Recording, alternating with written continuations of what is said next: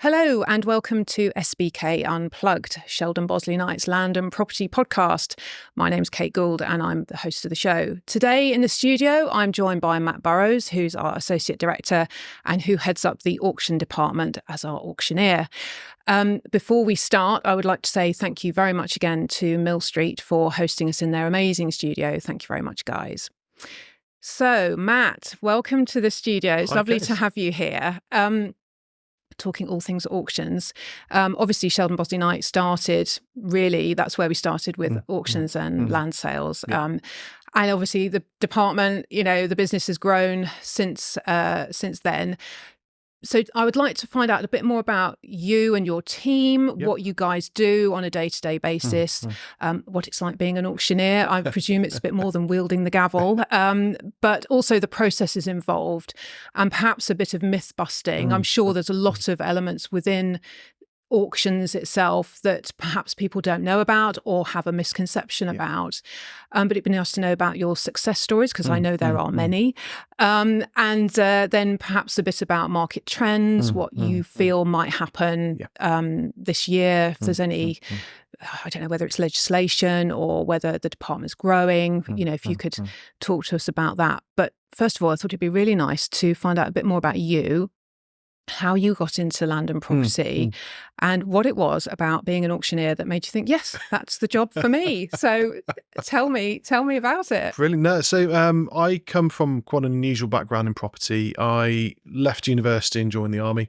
Then very promptly got injured. Oh no. So I've got that was unfortunate. Yeah, I've got some wonderful scars on my legs. The transition from military life into civilian life happened during the credit crunch. So I had no idea as a 20-something-year-old where I wanted to have my career. And in all honesty, I saw an advert for a trainee management estate agent. Instantly dismissed it because he wants to be an estate agent. Then something on the advert made me click onto it to get a bit more detail, and it said it came with a BMW company car. Nice. And I remember so clearly looking out to the car park and seeing my Vauxhall Astra, nothing wrong with Astras, but comparing in my head Astra versus BMW and instantly reevaluating whether estate agency would be quite so bad.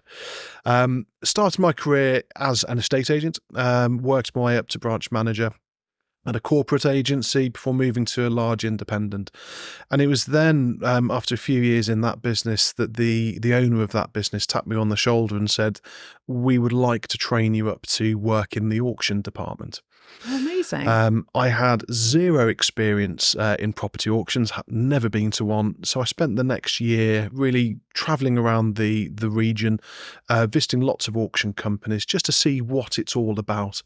Undertook some training with NAVA, the National Auctioneers and Valuers Association, part of Property Mark, so I could become a professionally qualified auctioneer. Then went on the rostrum and led the department as well as a number of other roles within that business, and that's my first throws into agency, and into auctioneering. And so, how did you get involved with Sheldon Bosley Knight? What drew you to us? Well, I was working as a business consultant in 2022, and I was approached by James Mawson, who's a sales director, and James and I worked together at a previous company. He shared a vision that the owners and the custodians had around introducing auctions into Sheldon Bosley Knight. So I presented to Mike and Dan 3 options into how they could introduce auctions, whether it's partnering with a larger company to white label an auction proposition, having a hybrid approach where we would use maybe some software, but predominantly it was another company who'd be involved, or whether we did it all ourselves and really offered something that was quite difficult to replicate. And that very much being the mantra of Sheldon Bosley Knight. They chose the latter option and brought me on board to head the department, and we built it from scratch. Yeah. So on day one, there was me. I think we had 6 lots in the first auction, and I had 2 months to get it ready. Oh my goodness. And at that point, we were hosting at Chipping Norton, yes. but we are now in Stratford, and you're just about to launch in Hinckley as well. So amazing success, and you've not done it single-handedly. Tell me about the team and how you've done it, really. Yeah, well, when we first started the department, it was quite clear early on that we'd need to bring a team in, and really it's the auction team who are the absolute heart and soul of the department. We've got two phenomenal property professionals in Will Glendenning and Jessica Lewis. Jess does all of the auction valuing, so she will go on site, meet with clients, provide the right advice, and Will is really looking after everything to do with buyers and bidders. And some of the feedback we've had from both Will and Jess have been phenomenal. Jess has been with us since January, Will since last June, and some of the reviews we've had for Will have been really quite inspiring, both from buyers and sellers, because Will's main job is to introduce auction to buyers in a way that isn't terrifying. Yeah. And that's one of the big things with auction, is that it's a very different process to buying through the open market. But once you scratch under the surface, it's an incredibly simple process that has huge benefits to buyers and sellers. We established the team initially back in January 23, really with borrowing staff on a part-time basis from other departments when there was free workload. And Will was the first new member of staff. And we've got a new member of staff who's joining us in early April, Samantha, who's going to be spearheading our newest growth area, which is opening up a second venue up in Leicestershire. And she's going to be looking after that auction from the valuing side. And so do you need qualifications at all to be a negotiator or a valuer within the auction department? How does it work? At the moment with UK legislation, there's nothing that requires formal qualification, but there is legislation that's snail pacing its way through Parliament called ROPA, Regulation of Property Agents, which will, if passed and gaining royal assent, will put a requirement for every estate agent and property professional to have qualifications. Certainly with my department, I've insisted that all members of staff are training towards obtaining a qualification, which will be a technical award, level 3 in real property auctioneering, which I obtained, which means that I'm a member of NAVA, National Auctioneer and Valuers Association. On a personal level, I'm in the middle of going through my membership of the RICS, Institute of Chartered Surveyors, and hopefully by the end of this year I'll be a chartered surveyor. Not in building surveying. I won't be able to do red book valuations or anything like that. But it will be much more to have a professional competency, ensuring that the team, the department is governed by the regulations of the RICS. Right. So being an auctioneer, you have a position of sort of authority, standing up there on the rostrum. But what is it really like? It's not just saying going, gone with and hitting the gavel on the lectern. What do you have to, I mean, there's obviously much more to it than that. Yeah. Well, with every auction, a common thought process really for people within the industry and also our clients and customers is that my entire working life revolves around 12 evenings per year, where I do the rostrum work. The reality is that for every auction, we've been marketing those properties and those lots for easily 6 weeks. We'll have been preparing some of those lots, in some cases up to 6 months previously, to get everything ready for the auction. So if we look at, for every single auction, we really start the coalface work for each auction about 3 to 4 months before the night of the auction, which will be involving conducting market appraisals on properties, meeting clients. A common consideration that we have with auction is that it's very new to a lot of people. Some people and some of our clients have sold at auction before, so they understand the process.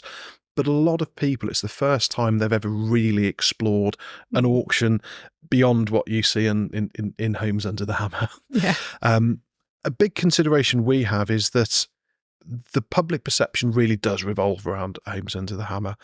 And for those properties that appear on that programme, they're all 2 to 3 bed freehold properties in a very poor state of repair.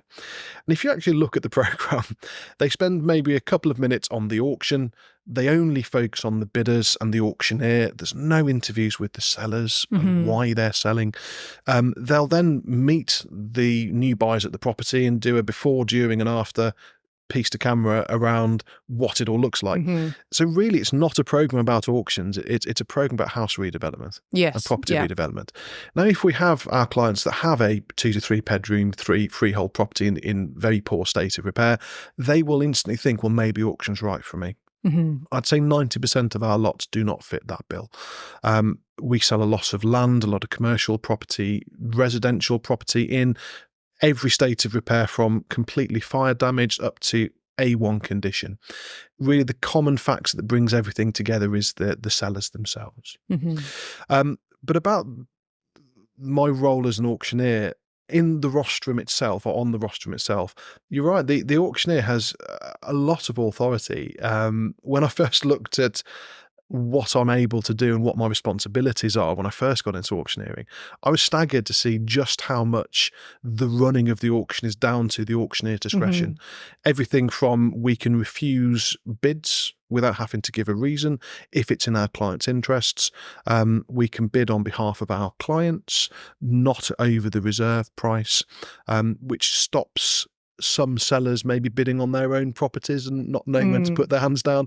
And we can regulate the bidding. So we can choose by what increments we follow and how we actually attain bids, whether it's online, over the phone, or from people and bidders in the room itself. Yeah, and you must have very good eyesight as well, because I've been to some of the auctions and literally you can barely see the paddle, isn't it? That's what they're called, raising or not being raised, and yet a bid has somehow happened. So, I mean, that must be also a factor that you need to have eyes everywhere.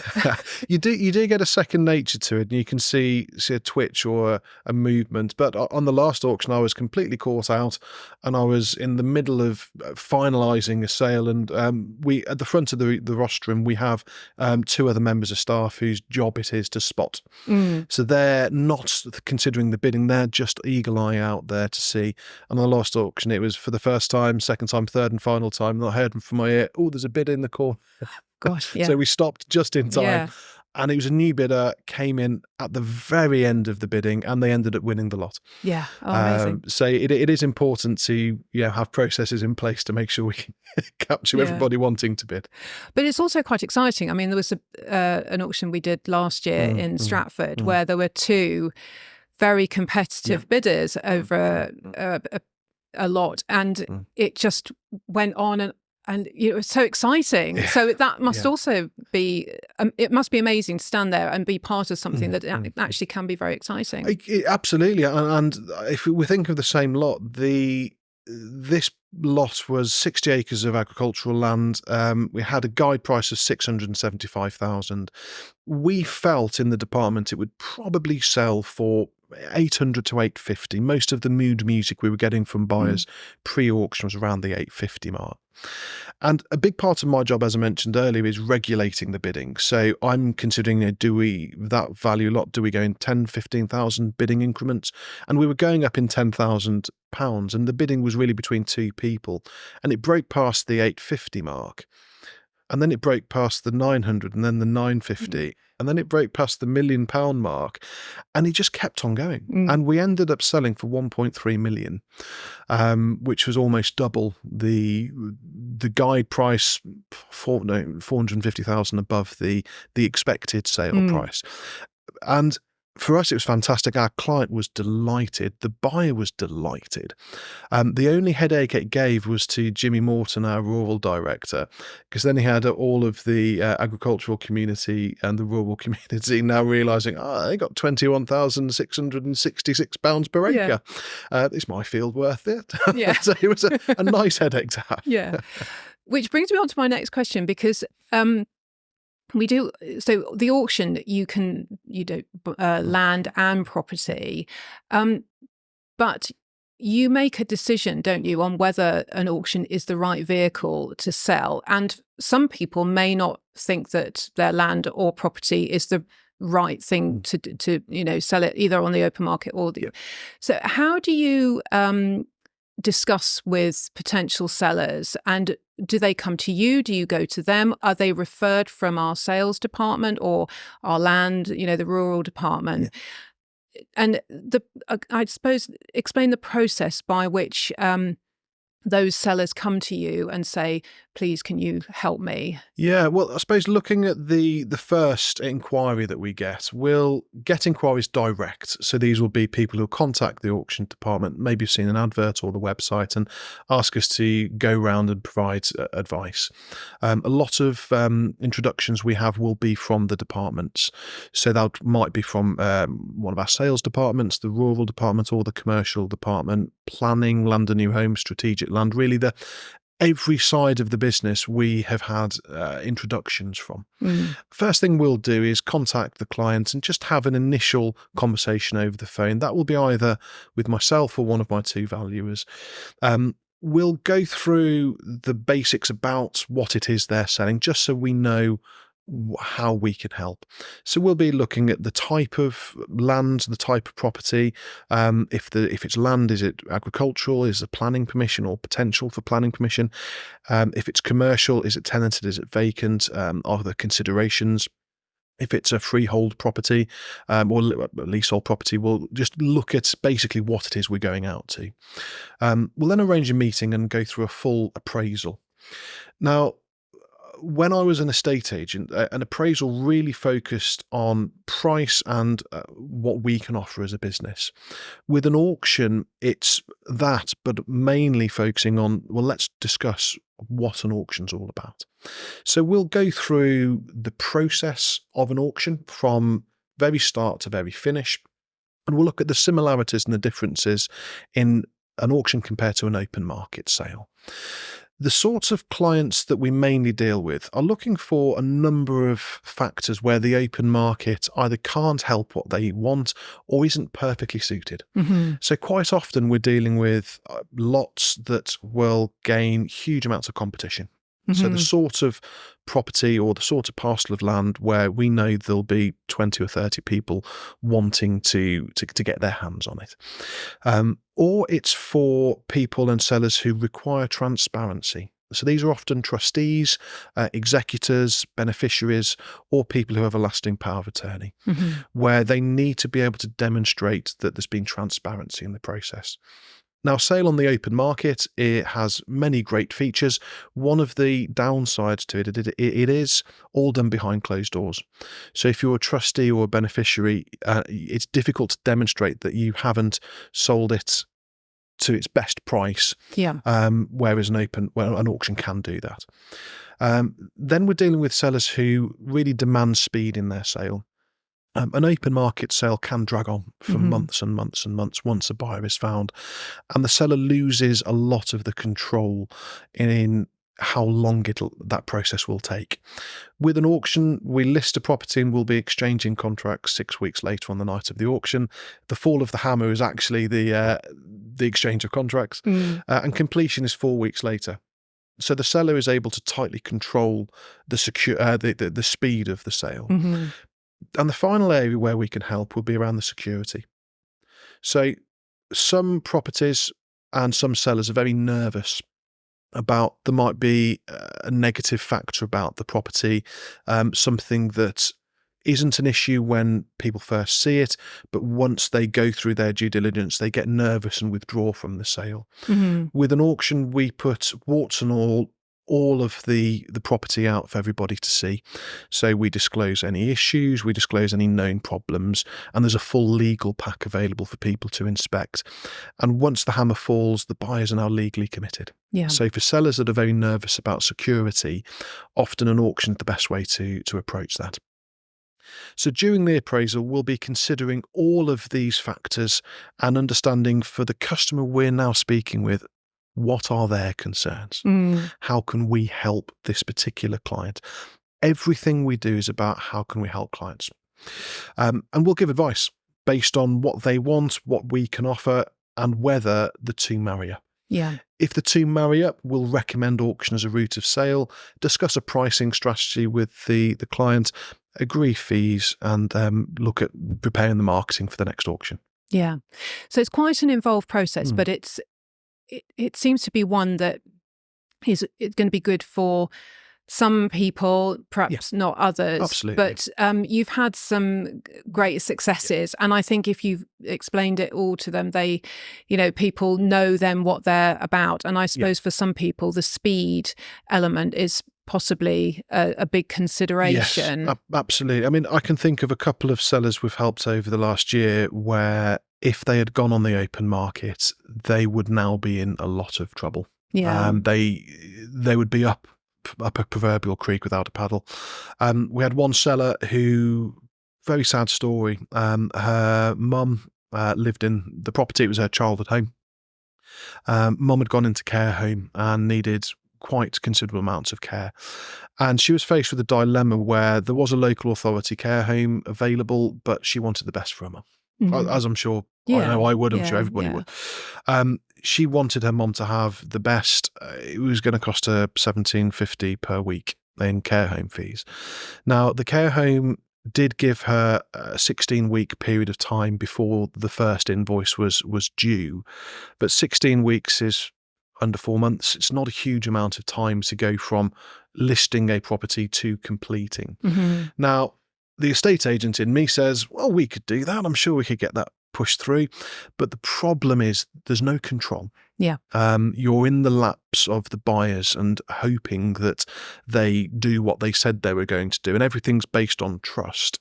Whereas with an auction, we were able to give really good advice to her. We were able to appraise the property for auction, explain the process. It solved the problem. Mm-hmm. In terms of the auction date was in time. In fact, it gave her about a month's spare time to get everything finalised. Now, this particular property we knew would also attract a lot of competition. The sort of property that never comes on the market. I think there was a row of 10 or so houses down this little row, and they never come up. Mm. So we knew there's going to be a lot of competition. We sold this property successfully and actually achieved a little bit more than the open market would have suggested. Mm-hmm. So the seller sold for a really good price, achieved her aim, and the feedback we got was, I now have sold knowing that we've got money in 4 weeks to Mom's care home, and a bit of leftover as well. And from her perspective, every pound, or every 10, 20, 30,000 pounds was an extra few weeks, an extra few months for a mum. Yeah. And from our perspective, our only focus there was how can we help our client here raise money for a mum's care home. Yeah. And an open market sale might have worked, but the danger is there was no control from either the agent or the seller in the process. Yeah. And so the auction worked especially well because you've got the speed, you've got the transparency, and you've got everything. Yeah. So amazing. So with all that in mind, is auction or selling by auction, is it a growing business at the moment? You said, that your team is expanding, and we've got auctions now happening in Hinckley as well as in Stratford. So does that mean that selling by auction has become more and more popular? What we're certainly finding is that the growth of auction around the UK has been year-on-year growth really over the last 10 to 15 years. There's a growing public perception around selling by auction, and there's a growing appetite for people who are wanting a route of sale that they might not have considered. Mm-hmm. The big dilemma we have as auctioneers is that whenever a seller thinks about putting the house on the market, they go with what they know. Yeah. I've always bought and sold through an estate agent, so why wouldn't I approach an estate agent to sell this next property? Which is fine if you're an owner-occupier, if you're living in the property, and there aren't any considerations other than I want something bigger, something smaller, different location.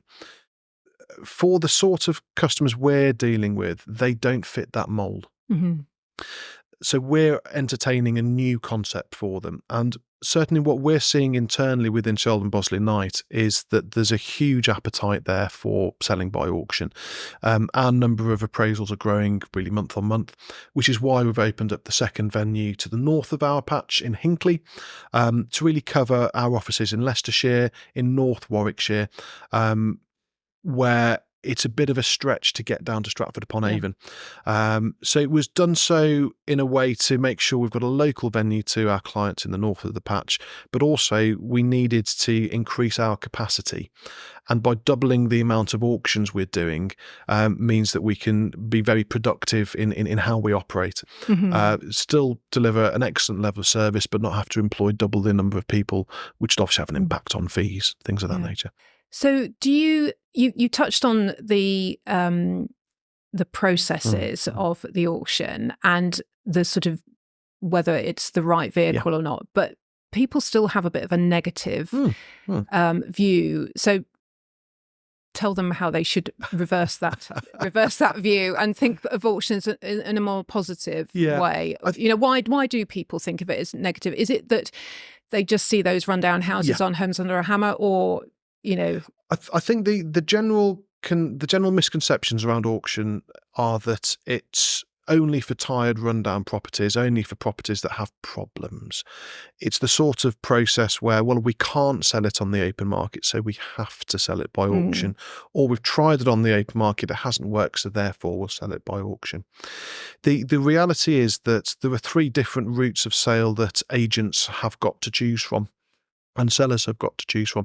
Private treaty, which is a sale on the normal open market.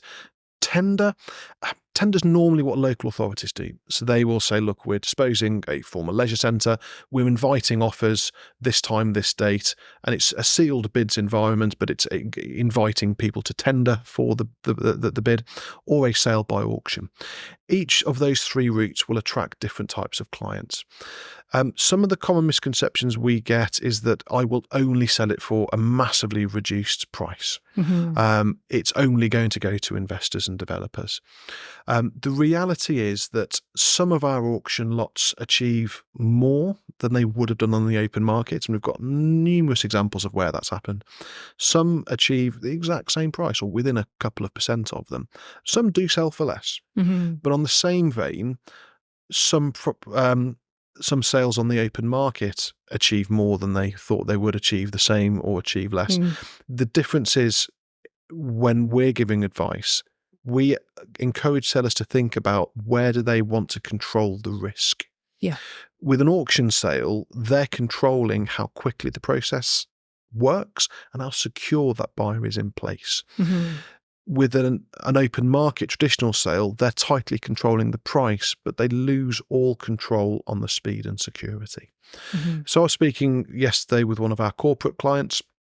They have had advice for their property in the region of around 600,000. When I spoke to them about auction and said, look, we're actually launching our next auction on the 10th of April. We'll be selling all of those lots under the hammer on the 22nd of May. The money will be in your bank account by early June.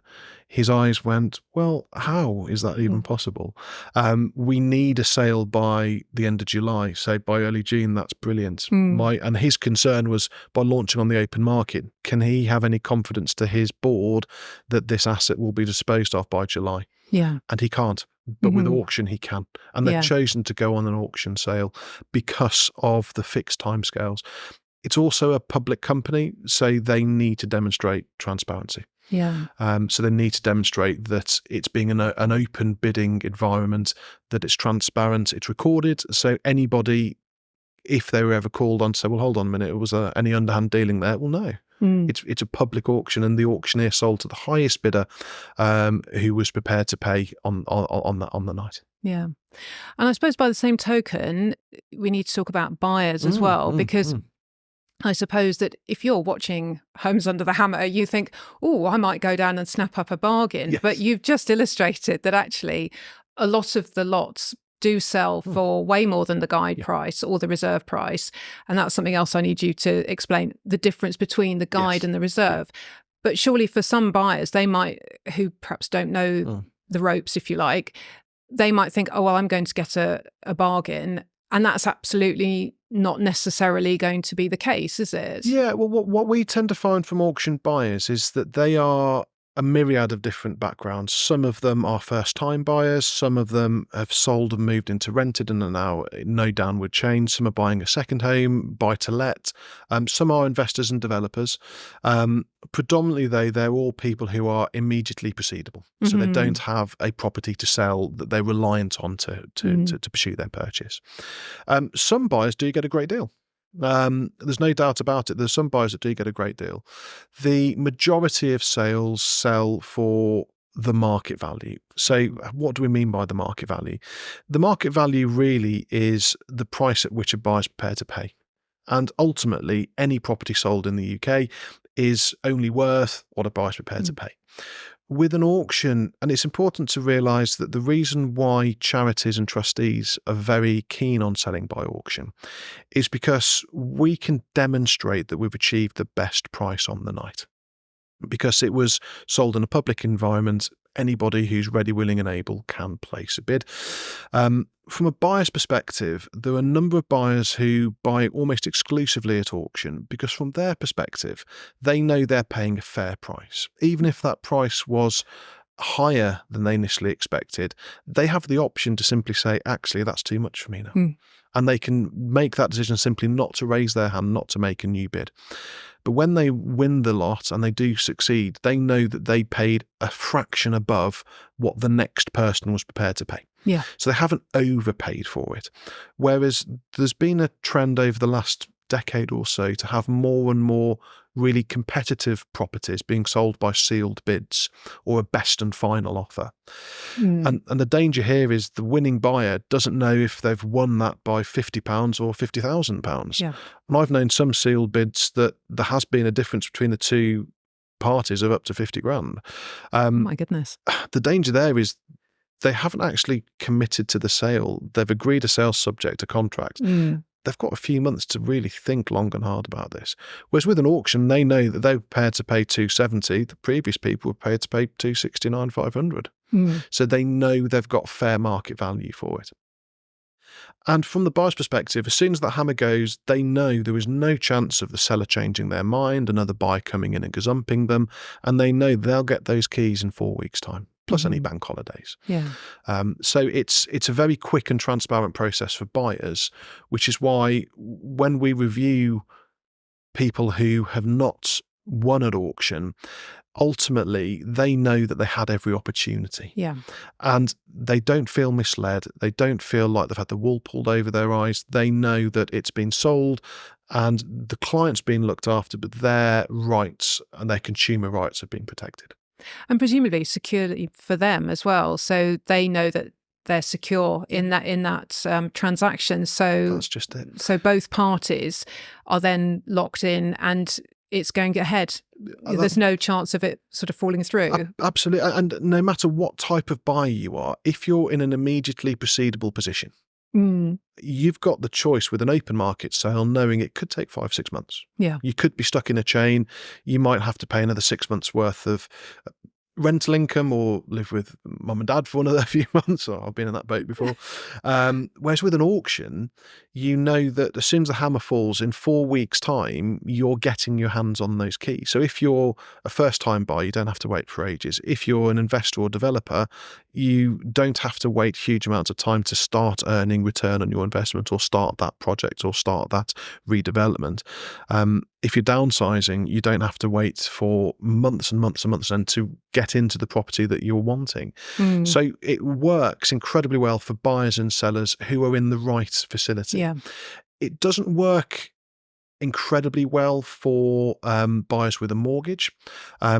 I'd say that's in the minority, but there's a huge amount of short-term lending options or auction-specific finance.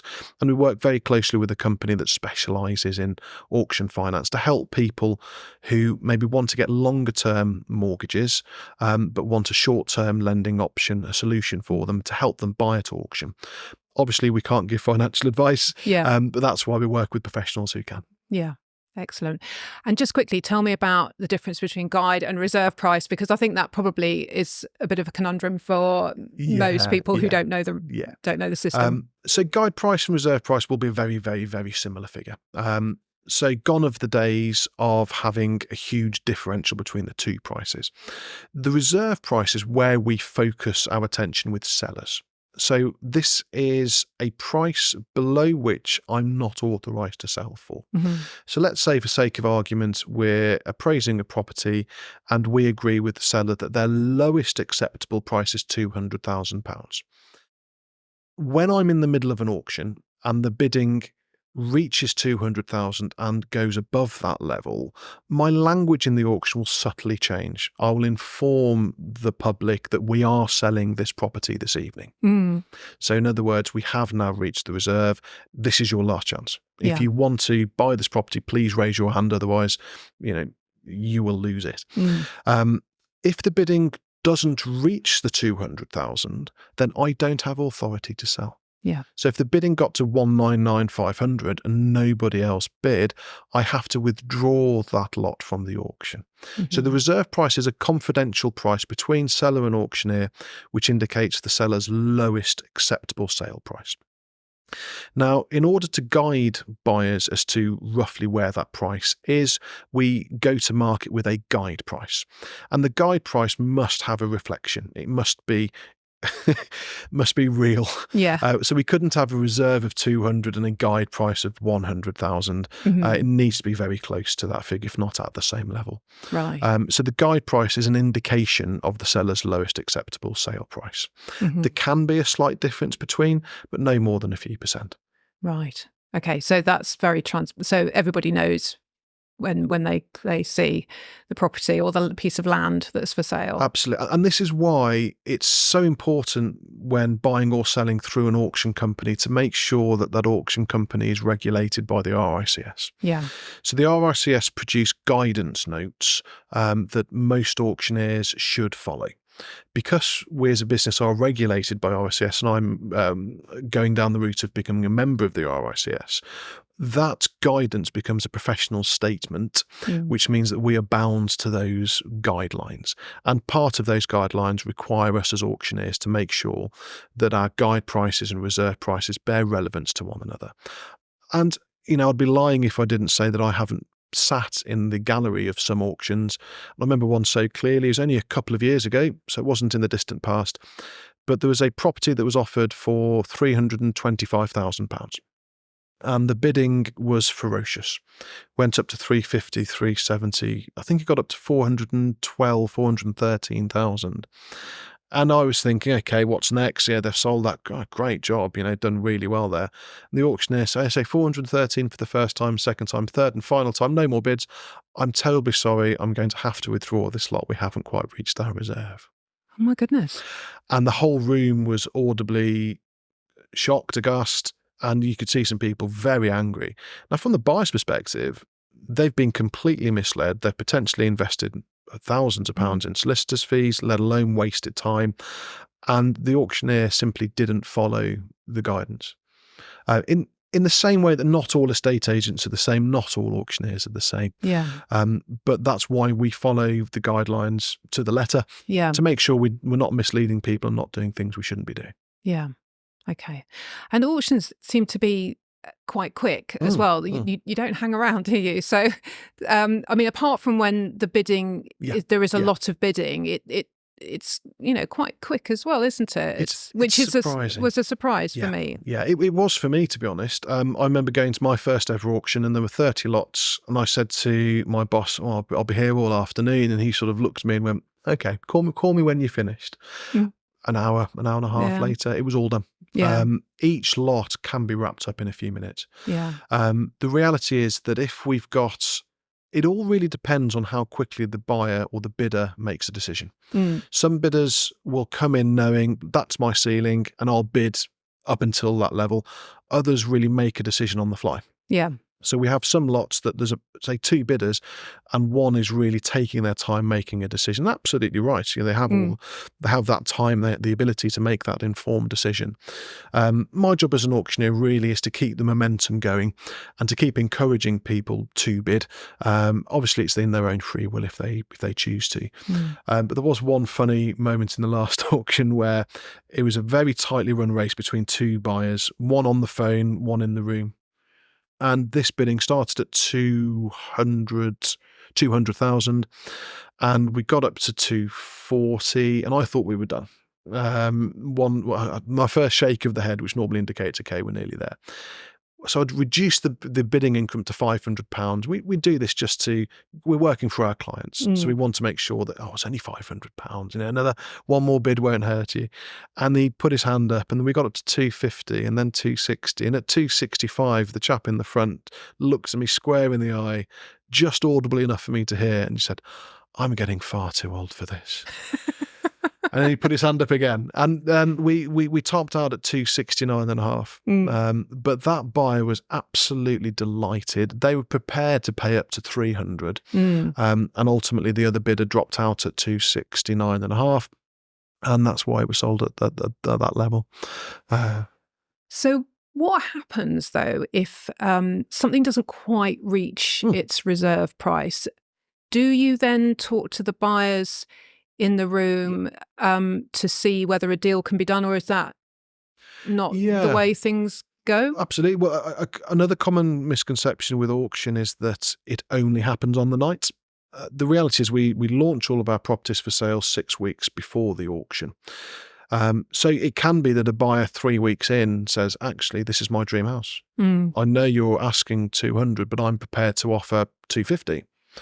And our clients have the option and the right to accept a pre-auction offer if they wish. And our job as auctioneers is to help guide them through the volume of interest, our advice as to whether this should be acceptable or considered. And we can exchange contracts 3 weeks before an auction if it's in the seller's best interest and those are their instructions. Similarly, any lot sold on the night, it's the hammer that falls.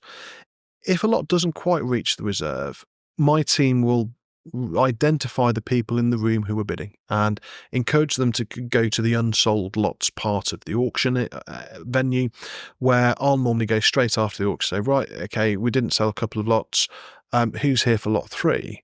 And a couple of people put their hands up. Right, okay, Will, if you have a chat to this person and I'll have a chat to that person. And we'll effectively ask them, look, didn't reach reserve, what's your best and final offer? And if their best and final offer is above the reserve, we'll say, okay, was there anybody else here to bid for lot 3? If nobody else says, yes, I'm prepared to bid, we've got a bid above the reserve, we can still sell immediately, as if it was sold in the room. We've had it before where 2 or 3 people, for whatever reason, didn't bid in the actual auction and then put their bids in after the auction. Okay. Bit curious. So we should say, okay, so we had a bid above the reserve and then looked over at my colleagues and, well, I've got a bid over reserve and so have I. So, right, stop this nonsense. Come back in the venue, right, you sit there, you sit there, you sit there. You told me you'd bid 250. Who's got 251? And 250. So we have another mini auction. And this is why a question you asked earlier, how much authority does an auctioneer have? The reason we have a lot of authority on the night is to enable us to make decisions like that if they're in our client's interests. And if they're not in our client's interests, we can simply say, actually, no, I'm going to stop this now.